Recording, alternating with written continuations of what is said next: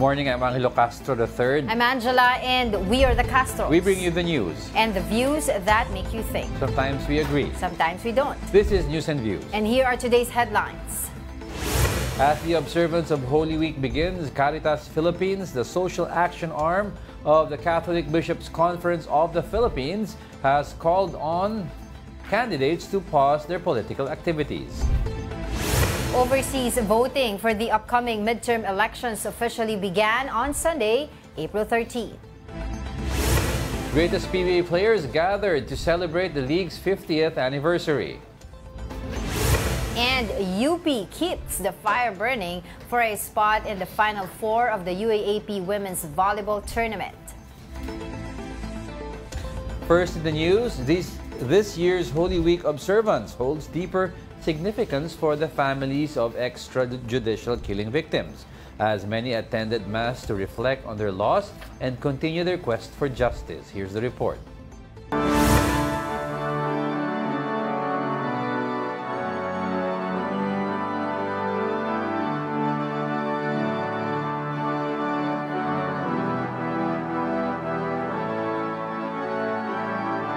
Filipino Catholics ushered in the Holy Week by waving their palaspas or palm fronds on Sunday. Manila Archbishop Jose Cardinal Advincula led the Mass at the Manila Cathedral. It was followed by a procession into the church to commemorate Jesus' arrival in Jerusalem. Devotees also flocked to Quiapo Church. Among those who attended the Mass were the families of the victims of extrajudicial killings. Hindi ko alam kung sino yung pinaniniwalaan ng Diyos at sana maniwala siya na merong Diyos. At sana itong pagtitiwala natin na merong Diyos, magpangyari na magbalik loob tayo, humingi tayo ng tawad sa Panginoon. Human rights advocate Father Flavio Villanueva said, the healing process has begun for those who have been seeking justice. He added that this is the time to reflect, especially for former President Rodrigo Duterte. Kung ikaw'y nasa piitan ngayon, panalangin, pagdinilay, pagsisisi, ang panawagan marahil sa iyo. Meanwhile, President Marcos calls on Filipinos to remain resilient and optimistic this Holy Week. In his Palm Sunday message, Marcos reflected on the significance of the passion, death, and resurrection of Jesus. He said the public should draw strength and hope from the example of the Savior's sacrifice. The president also encouraged Filipinos to remain steadfast despite adversity, drawing parallels to Christ's perseverance. Pope Francis appeared in St. Peter's Square on Palm Sunday, warmly greeting more than 20,000 faithful with a message of hope and recovery. The 88-year-old pontiff gave his blessing from a wheelchair, no longer wearing oxygen tubes, an encouraging sign in his recovery from double pneumonia. During the Mass, a top Vatican cardinal delivered the homily on his behalf, urging the faithful to carry the cross of those who suffer. The Pope also offered prayers for peace in conflict zones, including Ukraine, Sudan, and the Middle East. This marks his second public appearance since being discharged from the hospital. Now in his fourth week of convalescence, the Pope has visited key Roman basilicas, including St. Mary Major, and met privately with King Charles III and Queen Camilla. The Vatican has yet to confirm his participation in upcoming Holy Week events.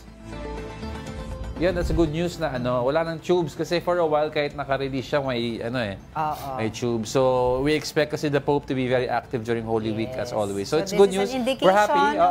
Going towards the ties of a healthy Pope. Yeah, and it's indication also na tuloy-tuloy siya sa work niya. All right. More passengers going to the provinces are expected to flock bus terminals starting today. Let's head over to Parañaque Integrated Terminal Exchange or PTEX with mobile journal Evan Tarinque. Evan, tell us what's happening there. Diego, Angela, Lunes Santo na, kaya naman nagsimula nang magsiuwian ng mga kapatid natin sa kanilang mga lalawigan para doon magdiwang ng Semana Santa. Sa mga oras na ito, maluwag-luwag pa ang sitwasyon dito sa loob ng PITX. Ikot ko na rin kayo habang nandito tayo. So makita natin dito sa loob ng terminal, talagang maluwag pa yung mga pasilyo. Halos hindi pa siksikan yung mga tao, pero sa kabila niyan, may mga iilan pa rin tayong mga kapatid na nanigurado at maaga pa lang ay bumili na ng kanilang ticket pauwi sa kanilang lugar. Yung isa nga, 6:30 ng umaga, nakapila na para bumili ng ticket for 9 a.m. na biyahe ngayong araw, pauwing Bicol. No? Pero ayon sa pamunuan ng PITX, mas mainam pa rin yung mag-book in advance para hindi na mahirapan. No? Kung sakali man kasi at magkaubusan ng ticket, ay magiging chance passenger na naman. No? Pero ngayong umaga, nasa 20,000 na yung mga pasahero na dumaan dito sa terminal pauwi sa kanilang lugar. No? Pero pinapaalalahan pa rin yung mga publiko na pinagbabawal pa rin yung pagdadala ng mga matulis na bagay, na barel at flammable materials dahil sa pinakahuling tala, nasa 200 na yung mga confiscated items na mga ipinagbabawal. And earlier this morning, no, nag-ikot na rin na si DOTR Secretary Vince Dizon para i-make sure kung kamusta yung kalagayan ng mga pasahero dito sa loob ng terminal at siyempre chinek na rin nila yung roadworthiness ng mga bus na babiyahe simula ngayong araw. Diego, Angela. Evan, although medyo based sa video mo, konti nga ang tao pa rin as compared to yung pag nag-exodus yan. Ang question is, yung actual booking for Wednesday and Thursday, if tatry namin mag-book ang ticket for Wednesday, Thursday, puno na ba yun?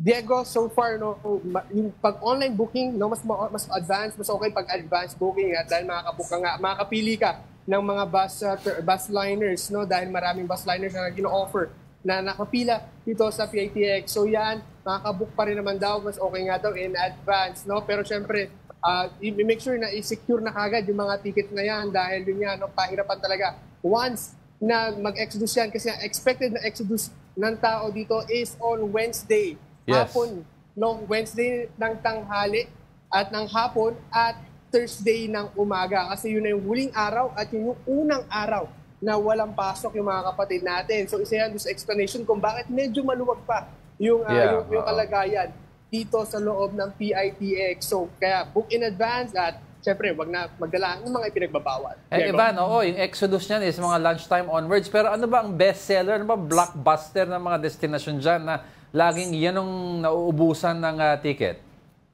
Yes, Diego, no, yung talagang pinaka-blockbuster na linya ng bus dito is yung papuntang Bicol. No, yan talaga yung pinakamaraming pasahero. No, yan actually yung parang laging concern ng mga tao pumipili dito kung may bus pa ba or may ticket pa bang mabibili papuntang Bicol. Pero as of this morning, no, nakabili pa rin naman kahit walk-in yung isang ating nakausap, no, and mabilis nga rin daw yung kanilang transaksyon, nakabili kagad ng ticket at waiting na lang sila para makasakay ng bus. Pero ulitin natin, no, wag na po natin na ipilit na wag mag-advance booking. No? Kailangan in advance, meron ng tayo ticket para pagdating na lang sa terminal, mag-aantay na lang ng bus na aalis. Diego. Evan, pagdating naman sa usapin ng police visibility, no, nakakita ba tayo dyan ng mga otoridad to make sure na maayos at saka safe, no, yung bus terminal dyan? Yes, Angela, no, actually, ikutin natin. No? May mga multiple assistance desks na inilagay dito sa loob ng terminal. Meron dito sa may entrance, no, kasama dito is yung PCG, BFP, at merong PNP, no? So ito yung kanilang table na pwedeng lapitan, makikita natin. Okay. Merong mga medical aids na gamitin, na pwedeng gamitin once na kailanganin, no? Ayan, ready. At meron pa yan sa iba't ibang parte ng terminal, no? Meron pa dito sa kabila, meron sa gate 5 pataas, dito sa may gate 4 pataas, at meron din tayong nakita na mga assistance desk sa may second floor naman ng PITX. So yung in terms of security, may mga nakita rin tayong mga bomb sniffing dog na talagang sa gate pa lang pinaharang na at inaamoy kung meron bang foul doon sa mga bagahe ng mga kapatid natin ipapasok sana dito sa loob ng terminal. Angela. Yeah, Evan, yung mga hindi pa kasi familiar sa PITX, pero yung mga, let's say, first time traveler ka, and may kotse ka, pero gusto mo mag-bus, is there pa long-term parking dyan na pwede ko, kunyari, punta ako sa PITX, iwan ko yung kotse ko, and then I'll take the bus?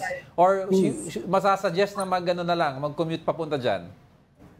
Yes, Diego. Actually, meron namang parking dito sa PITX, no, long term yan, no, nakita natin for 3 hours, nasa 60 pesos and additional 15 pesos yan per hour, no, plus meron pa yung overnight fee kung gaano man katagal at mag-accumulate yun usually, no, and nasa around I think 600 if I'm not mistaken yung overnight fee plus yung fee mo doon sa oras ng iyong ipinark. Pero luckily, no, Diego, merong nakakonekta dito kasi yung LRT1. Yes, no? So pwede rin gamitin as mode of transportation yung LRT1 papunta dito sa PITX. So maraming mode of transportation para makaabot dito sa loob at dito sa terminal sa Parañaque.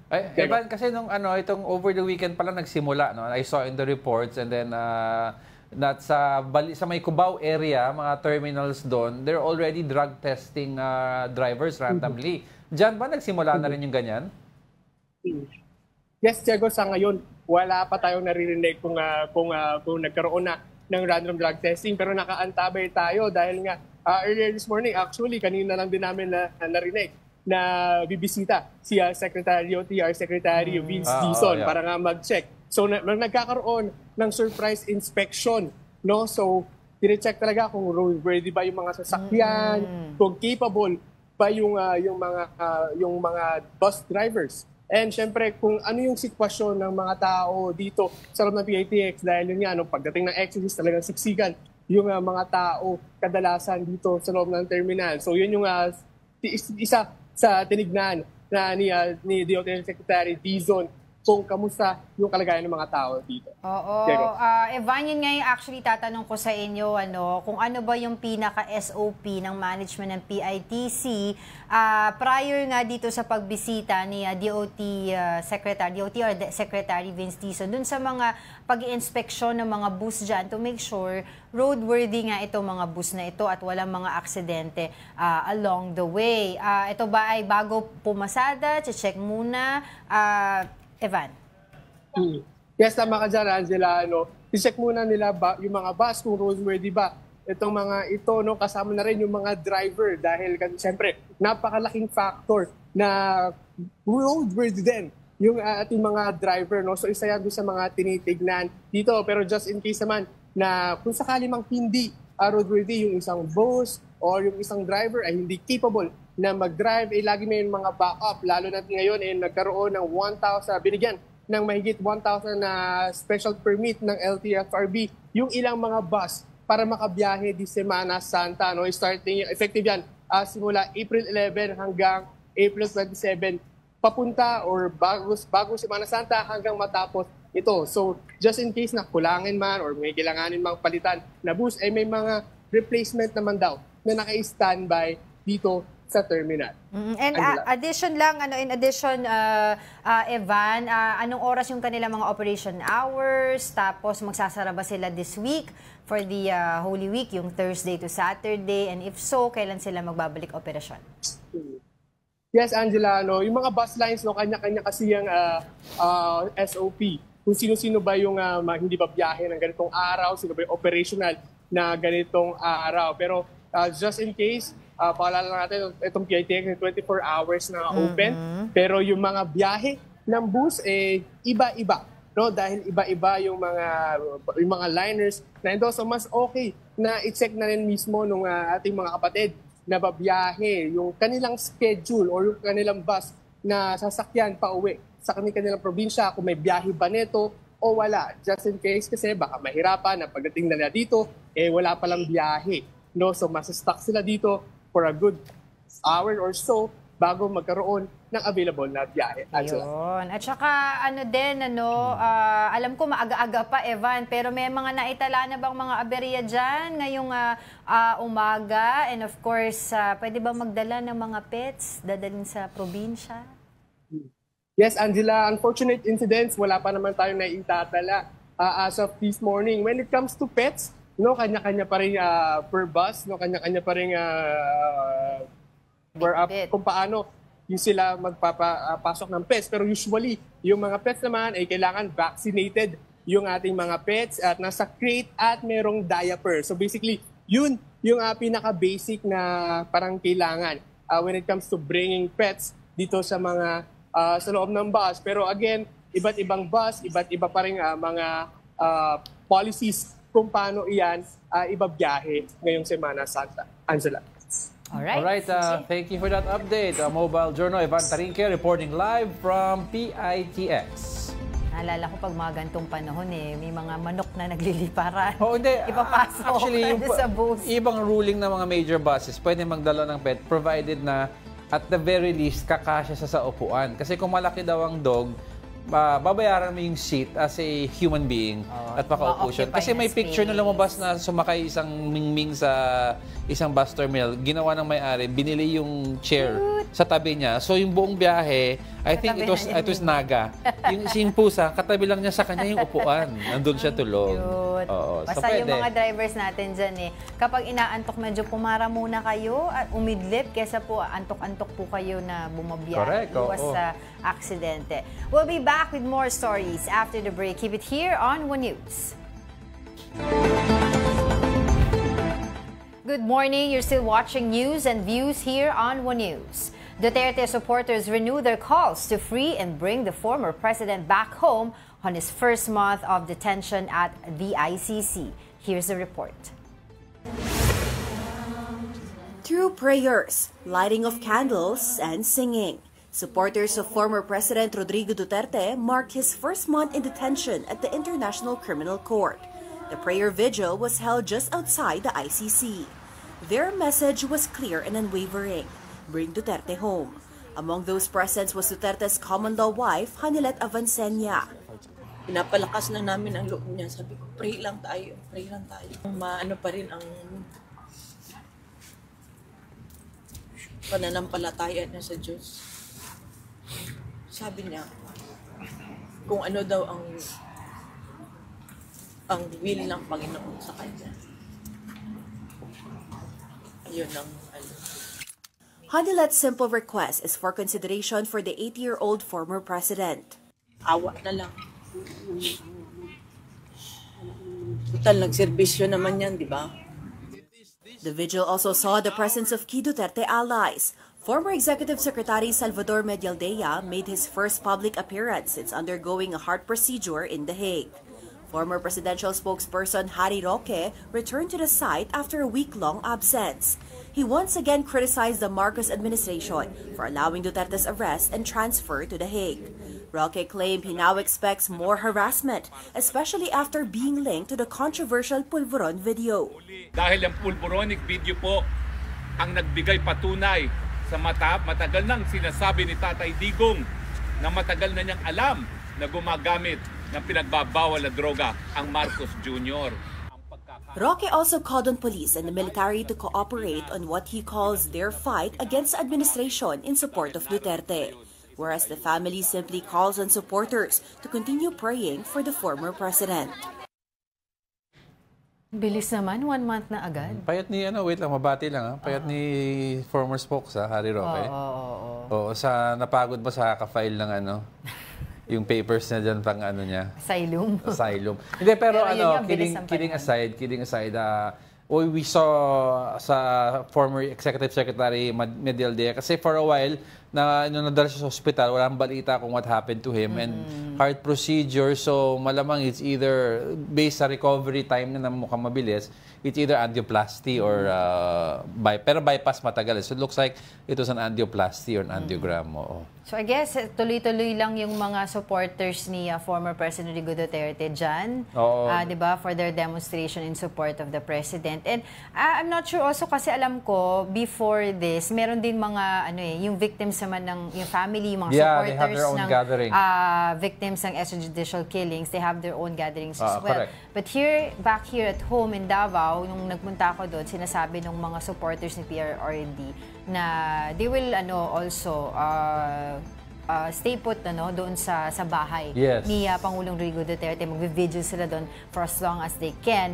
Ang kanilang toka is bantayan yung bahay kasi nga merong rumor at that time, 'di ba, na magkakaroon ng search warrant. Pero hindi naman nangyari 'yon. Pero doon yung mga mga pero immediately naman na-denounce ng PNP na may search warrant na ito sa fake news. But just the same, para masigurado, nagbantay sila. But moving forward, medyo makikita mo yung difference now. It's a little bit solemn already. Nung una kasi medyong mainit ang rally dyan sa area na yan, sa Hague, no? Outside the detention center. Now, you'll see, it's very calm. Ang hindi ko lang din makita, correct me if I'm wrong, kasi nung the time that they flew out former President Rodrigo Duterte out of our country to bring there sa The Hague, ay the next day dumating si VP Sara. I mean, umalis siya to go to The Hague at sabi nila kasunod nga din daw si Apulong Duterte. Pero parang never ko siyang nakita present dyan sa lugar na yan. Was he able to visit his father? Oo, di ba?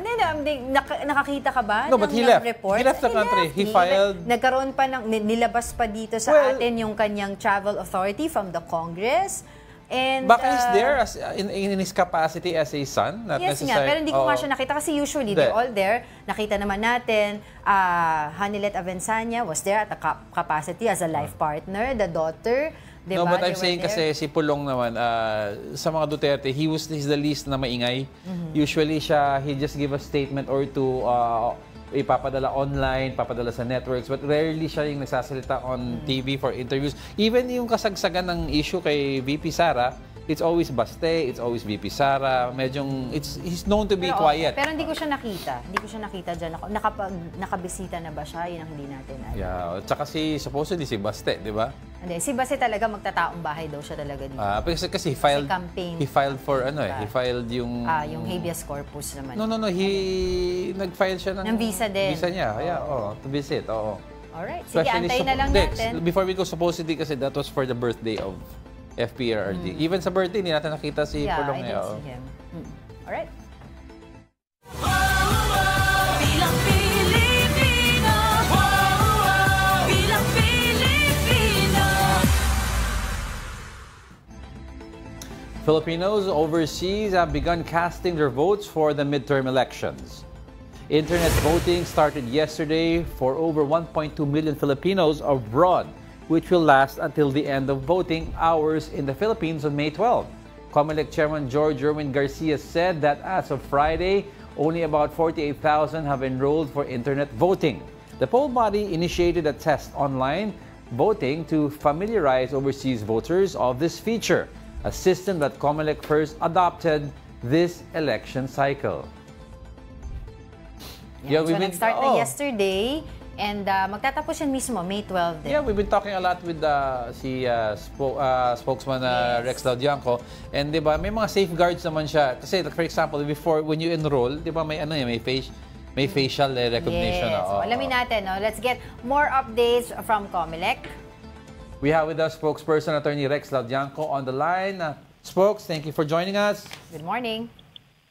Magandang umaga po, Ma'am Angela, Sir Angelo, at sa lahat po na taga-subaybay ng News and Views. Good morning po. Ayun nga po, nag-start na nga po kahapon yung overseas internet voting. Pahingi na lang po kami ng update. Ilan na po ba yung mga OFWs po natin na nag-avail ng ganitong manner of voting? Ang naka-enroll na po sa sistema ay nasa 55,000 at medyo marami-rami na rin po ang bumoto bagamat wala pa kaming actual tally dahil kung matatandaan po natin, mabibilang lang naman po sila kapag po sila natapos na yung ating botohan. Wala pong pinagkaiba yan kapag nagbukas po tayo ng botohan sa Pilipinas na malalaman lang natin kung ilan ang bumoto pagkatapos mo maisara ang sistema. Ngunit nakikita po natin na mayroong mga bumoboto at nako-confirm po sa atin ng mga bawat embahat at konsulada na meron pong nag-a-access at nakakaboto sa kanilang sistema. Attorney, syempre we'd like to know just maybe a basic overview. Paano yung proseso nitong internet voting mula when a person casts his vote all the way na paano ibabato sa server to or saan dumadaan yung mga resulta in the meantime? Syempre, madaming gusto makaintindi para to make sure na safe yung votes nila. Opo, ganito po yan. So, ang una pong requirement ay dapat naka-enroll po para makaboto. So, dyan sa pag-enroll, dyan po kinaka-capture yung ating mukha, yung ating dokumento, yung passbook, o Siemens passport, Siemens book, UMID ID, or para sa mga abogado sa ibang bansa, yung kanilang IPP ID. Pagkatapos po niyan, ginagamit ang pag-capture ng picture tsaka ng documents para lang ma-validate namin na talagang registered voter po siya. Yes. So, pagkatapos po na maging registered voter po siya, nababalidate po namin yan sa talaan. Makakasiguro tayo ngayon ang i-issuehan lamang ng account name at ng password na gagamitin nila ay yung botante. So every time i-access nila yung sistema, makakatanggap sila ng one-time PIN, pwede yan sa email or sa kanilang telepono. Pagkatapos po nung pupunta na sila, dahil nga po official voting na, makakakita na sila sa sistema ng kanilang digital ballot. Yun po, hindi makapag-over po. Pipili lamang sila, i-click lang nila yung 12 senador na gusto nila o kung ilan man at yung isang party list. Pagkatapos nila ma-review yan, pipindutin na po yung cast your vote. At yun na po. Pagkatapos po niyan, meron pong verifier yan. Kumbaga, mabe-verify mo ngayon kung pumasok talaga sa sistema ang iyong boto sa pamamagitan ng paggamit ng QR code, ipapakita yung ballot ID mo. Ngunit yung mismong balota mo po ay hindi mo na makikita uli. Ang makikita mo ay encryption. So bakit po nagtatanong siguro, dapat hindi ko na makikita yung balota ko muli? Kasi po ito'y pagbabantay ng sistema laban sa vote buying. Otherwise po pwedeng i-screenshot ipapakita at maibebenta ang baloto. Ang pang-commitment ng COMELEC, yung pong encryption na yan na makikita niyo, yan ang paniniguro na pumasok sa sistema ang inyong balota. At pagkatapos po niyan, dahil dyan sa encrypted code na yan, maaring ma-random manual audit natin pagkatapos ng botohan na makita tama lahat ng balota at tama ang pagkakabilang dito. Pero po, paano po ba yung how do we make sure po, the attorney, na wala pong flying voter or double voting dito po sa sistema ng internet voting? Kasi a lot of people are asking, paano po yun? Wala naman kasi mga indelible ink na nagagamitin sa kanila. Opo, tama po yun. Kaya nga po pagkatapos natin maka-enroll, talagang nakalock na po para dun sa tao na yun yung kanyang opportunity na magboto. At every time mag-a-avail siya ng sistema, marirecord po sa amin yan. And finally, pag nakapag-cast na siya, kasi pwede ka pong hindi mo tapusin ngayon Pwede mong siguro hindi mo tuloy yung cast, nagbago isip mo, huminto ka sa proseso. Binalikan mo uli bukas at saka mo na na-cast yung vote mo. Pag na-cast ka na po, wala na uling makaka-access ng sistema na yan. Ikaw lang po at masasaratuhan na yung pangalan na yan at ilan na po makakaboto dyan. Yun, attorney, para i-clarify na ang understanding ko is to vote, pag nag-enroll ka, you'll have access through a website or sa inyong sariling app on your phone. Kaya right after you vote, tapos na. Sa website po ito, sinadiyabo natin na sa website po siya at hindi application. Okay. Bakit? Kapag ka po kasi sa application, dita-download sa telepono, baka magka-problema yung ating kababayan kasi yun lang device na yun na magagamit niya. Paano kung masira? Paano kung mawala? Di maghahanap pa tayo ng paraan para ma-recover. Samantalang kung web-based, pwede siya mag-enroll sa pamamagitan ng laptop nung boboto siya. Sinubukan niya yung tablet. And finally, nakontento siya paggamit ng cellphone. Ganun ka-importante po yan. Every time na access po, may one-time PIN po na matatanggap. Okay. Ay, klaruhin ko lang, attorney, kasi for example, 'di ba, pag sa mga e-wallet ka at nagta-transaction ka at medyo mahina yung signal, minsan nagkakaroon ng aberya yung pag-transfer ng pera, na nawawala yung pera for a few days bago ibalik. What happens po kunyari mahina ang internet mo at habang bumoboto biglang nag-glitch yung internet at nawawala ang signal? Pwede bang ulitin yung proseso? Pwede po, basta hanggat hindi pa naikakas ang inyong balota, pwede pa pong ulitin yan. At huwag po kayo mag-alala. Yung pagkakas po, sabihin natin, magkaroon ng problema. Once kinonfirm ng sistema na nakas ang balota, sure po yan na pumasok sa sistema. Bakit? Napakaliit lang po ng file size ng balota na yan. Practically, 12 pangalan at isang party list lang po. Ganong kaliit lang po yan. Mas malaki po yung transaction natin doon sa online. And attorney, just to be clear lang po, pwede pa rin naman po na piliin ng mga OFW po natin, ng mga kababayan po natin na bumoto via mail-in or ballot via our embassies. Tama po? Hindi na po. Once po na dineklara na internet voting na po ang isang lugar, internet voting na po kayo. Kaya nga po, nandun po matatagpuan ninyo sa aming website at dun sa aming Facebook page, yung 77 Philippine Embassies and Consulates na gagamit ng internet voting at yung 16 na mga Philippine Embassies at Consulates na gagamit po ng traditional na method. Nakalagay din po dun kung kayo ay postal voting, ipapadala yung balota, or gagamit ng makina para kailangan pumunta sa embahada at konsulada. Ayun, malinaw pala yun. So, hindi na pwede. Meron lamang 16 na iba't ibang bansa. Ano pong bansa ito na sila po ay gagamit po ng traditional voting natin? Yung 16 na Philippine Embassies at Consulate ay nagko-constitute po ng 11 na mga bansa tulad po ng ating Russia, China, Timor-Leste, Myanmar, Libya, Iran, Egypt, pati na rin po yung ating Lebanon. Yan po ang ilan sa mga bansa. 11 po yan na bansa na gagamit po ng tinatawag natin na tradisyonal na pamaraan ng pagboto. And ano po yung reason bakit po hindi po nag-avail ito pong mga bansa na ito through our embassies ng internet voting? Hindi po pumapayag. May internet restrictions po dyan. At yung internet restrictions, hindi nyo magagamit ang internet voting dahil sa restrictions ng kanilang internet po. Okay, Attorney, I'd like to take this opportunity also to ask for an update sa mga nabigyan ng show cause order regarding sa mga itong mga supposed misogynistic speeches ng mga kandidato. Tama po dun sa nauna po nakatanggap ng mga show cause orders dahil po lumipas na yung kanilang oras, so tumugon naman po sila. Ang kanilang mga tugon po ay pinag-aaralan na ngayon ng Task Force SAFE at ito'y i-resolve nila sa lalong madaling panahon. Ang kapupuntahan po nito, it's either kung satisfactory ang paliwanag, tapos na po ang investigasyon.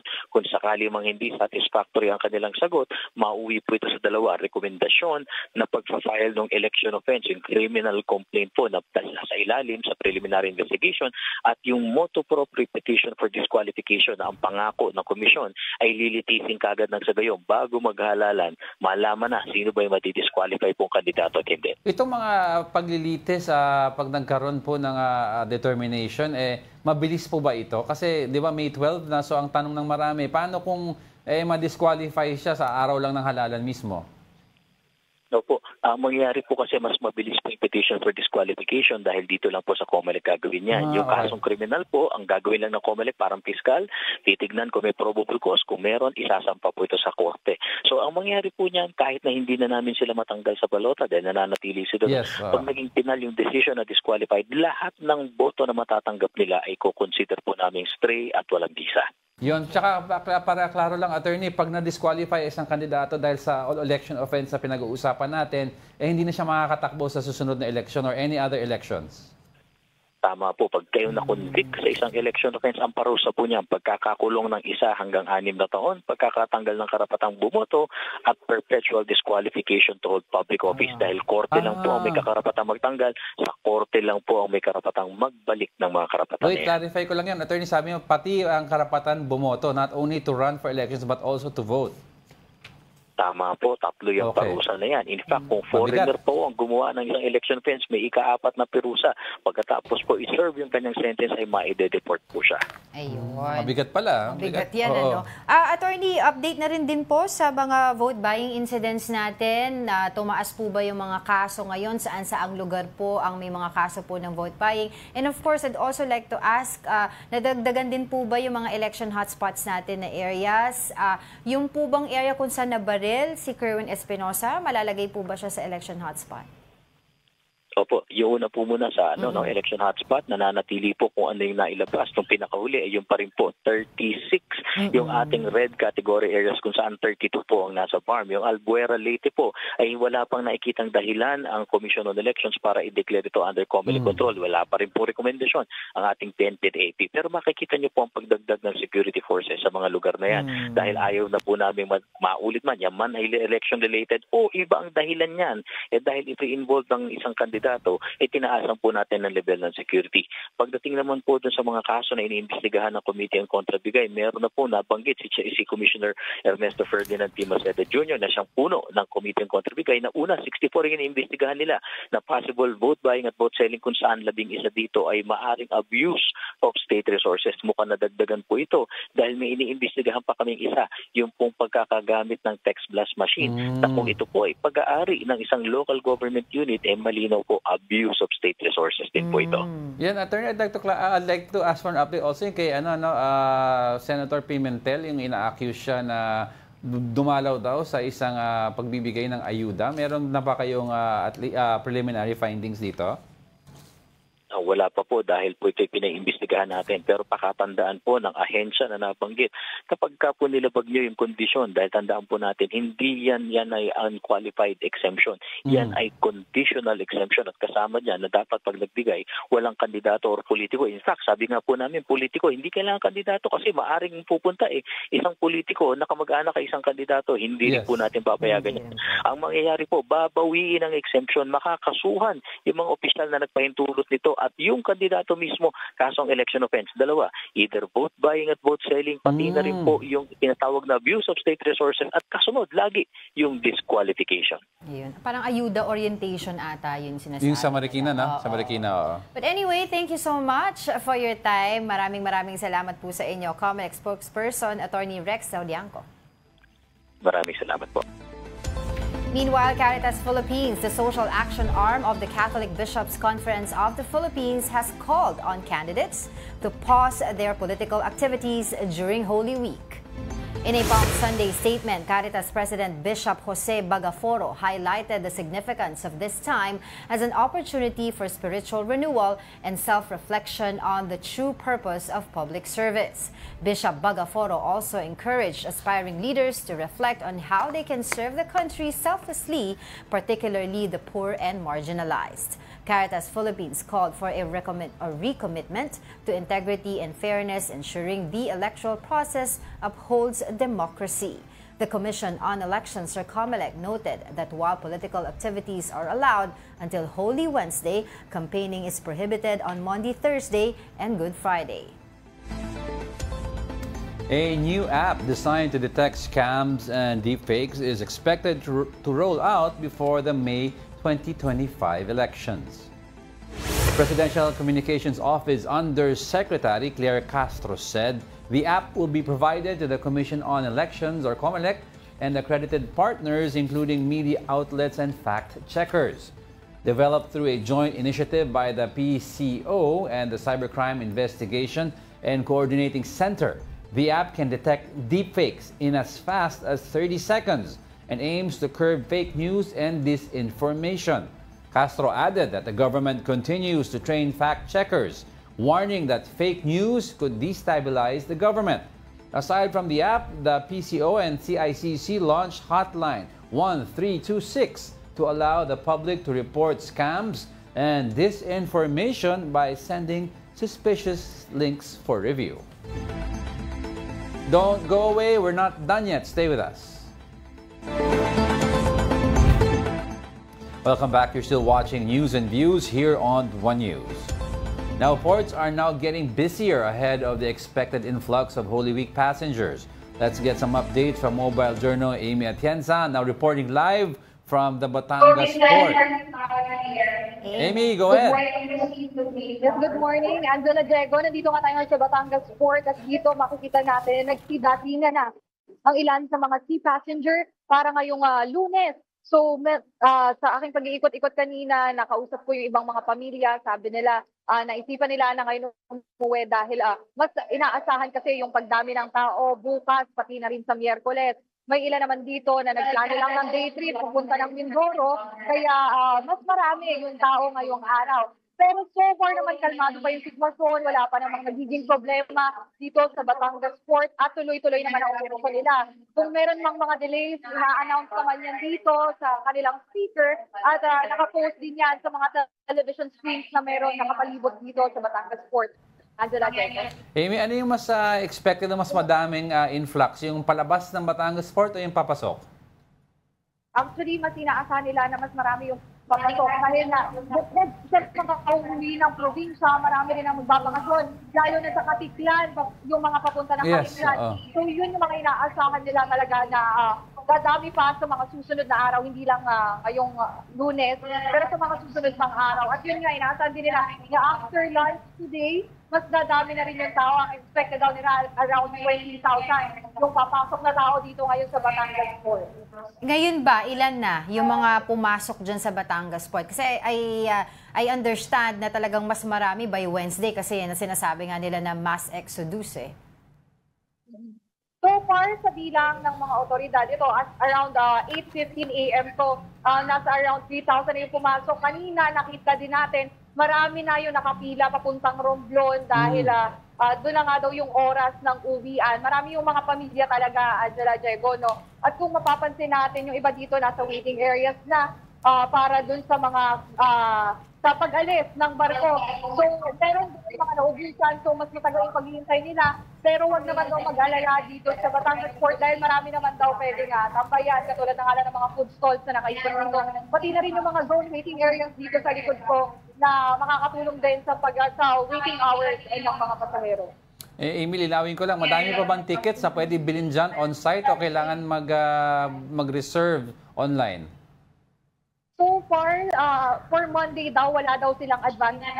So, ang sistema nila dito, kailangan mo talagang pumunta at least 3 hours daw before ng target ng balik para makabili ka ng ticket. At after mo bumili ng ticket dun sa area na gusto mong puntahan, magbabayad ka pa ng terminal fee na 30 pesos. Doon din medyo humahaba yung pila. Pero kung may ID ka naman daw for senior citizens, PWD, or kaya para sa mga estudyante, libre naman daw ito, so hindi na kinakailangan. So yun yung mga requirements na dapat din maalala ng mga pasahero kung sakaling pupunta sila dito kasi napaka-importante din yung 20% discount. Kung makikita din natin yung ilang mga preso dito, umaabot na ng mga 9,000. So nababawasan sa nagiging 7,000 na lang yung iba, lalo na sa mga infants. At meron din naman dito na discount nga na from 9,500 nagiging 8,500 na lang. So, very important talaga na magdala din ng ID para sa mga minority. Meron na bang naitalang aberya dyan ngayon? So far, wala pa naman. Okay pa yung sitwasyon dito. Wala pa rin nagiging problema. Kahit mga delayed ng pag-alis ng mga barko, wala pa. So, tuloy-tuloy ang operasyon nila at so far, okay naman daw yung mga pasahero sa nagiging sistema dito sa Batangas Port. Oo. Amy, can you walk us through lang doon sa sitwasyon dyan ngayon as we speak? Anong itsura, yung mga tao? Go ahead, Amy. Okay, so nandito tayo ngayon sa may area ng Zone 3 Departure. So medyo close pa siya ngayon dahil ang mas nagiging operating nila is itong Zone 2. So ngayon, kung makikita nyo naman sa akin ni Coran, wala pa masyadong pila. At kung iikot pa tayo lalo, ay makikita natin yung mga pasahero na papasok pa lang at bumibili ng kanilang mga ticket. Pero so far, hindi pa talaga busy yung area nila dito. At maluwag pa, sobrang luwag pa yung area. So baka nga daw mamaya pang hapon ang inaasahang pagdagsa ng tao dito. So dito naman, ayan na, dito na nagpapasukan yung mga pasahero. At yan, meron din mga nakantabay na authorities dito kung sakaling mang magkaaberya nga o kung may mga problemang maranasan yung mga pasahero natin. Malinis at maayos ang Batangas Port. Meron pang kainan dyan sa gilid. Yung mga bawal na lang din sa loob para sakaling nanonood yung mga kapatid natin na papunta dyan sa Batangas Port. Yes, Angela Diego, yun nga, tulad nga sa ibang mga ports, pati na rin sa ibang mga terminal, bawal ang flammable materials, pati na rin pagdadala ng patalim dito sa Batangas Port. At sinigurado naman nila na madedetect nila yan dahil improve na nga rin daw yung kanilang mga detectors dito, pati na rin yung mga system. At yun nga, huwag na rin daw magdala ng mga cigarettes para maiwasan na yung pagharang dito dahil as much as possible, smoke-free yung maging area ng Batangas Port ngayong paparating na mahal na araw. Angela Diego. Alright, maraming salamat sa iyo. Ang aming mobile journal, Amy Atienza, reporting live from Batangas Port. Alright, past and present basketball icons came together to celebrate PBA's 50th anniversary. Here's the report. Past meets present. A golden night for Philippine basketball as legends and current stars lit up the PBA's 50th anniversary celebration at Soler Resort North in Quezon City. Basketball icons from the 70s to today dazzled in gold, bringing nostalgia and star power to the historic event. The celebration featured the 10 new additions to the PBA's 50 greatest players in league history. After years of waiting, 7-time PBA champion Nelson "The Bull" Asaytono was finally included in the prestigious list. Finally, nakasama rin kami. As a professional PBA player, tinatanggap na namin yan. Kung ano man yan nangyari sa amin. Pero okay na. Yung core ng Grand Slam, nandito kami lahat. Sarap mo naman, naka-Grand Slam ka. Hindi ka kami kumampi sa akin. The league also honored outstanding media members who helped boost the PBA's reach and influence over the years. Adding excitement to the night were surprise performances by Maha Salvador and Bamboo. Meanwhile, 8-time MVP Junmar Fajardo shared that despite making it to the 50 greatest list, he still feels there's more to prove. Thankful ako sa mga nauna sa amin, yung mga greatest, kasi sila yung nag-set ng standard eh. So kami, next generation, kami lang yung sumusunod. So trabaho namin na itaas pa yung standards na sinundan namin. After the retro games and celebrations last week, fans can look forward to the All-Star weekend in May. Congratulations. Uy, congratulations sa kanilang lahat. Well-deserved. Kasi sa initial list, wala sila Nelson. But still, talagang yung makita natin yung mga kilala natin na PBA players from the 90s. Naiyak ako seeing si Cap Alvin naglalakad na parang may gout. May gout tapos si Nelson wala ng buhok. Parang I feel so aged like fine wine. All right, let's move on to the next. We're 10 days to go before the return of the Tour of Luzon, with 119 riders representing 17 teams set to compete in the multi-stage cycling race. This edition, dubbed as the Great Revival, will kick off in Paway, Ilocos Norte on April 24. Cyclists surviving the next 6 stages will slug it out in the final stage on May 1 from Lingayen, Pangasinan to a top-of-the-hill finish inside Camp John Hay in Baguio. The teams will traverse a total of 7 northern and central Luzon provinces. Participating teams will come from different parts of the Philippines, as well as Hong Kong, Malaysia, Taiwan, and South Korea. Tour of Luzon is presented by Metro Pacific Tollways Corporation, Duck World PH, and Signal TV. Iconic Tour of Luzon. Bata pa ako, pinapanood ko talaga yan. My tito used to cover that. Talagang yan. It was really exciting in those days. Now on to another sports news. The Petrogas Angels have ended the Creamline Cool Smashers' reign in the PVL All-Filipino Conference.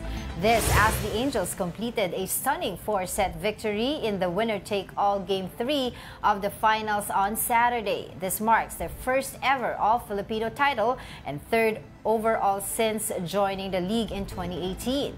Brooke Van Sickle cemented her status as one of the PVL's best after clinching the Most Valuable Player award.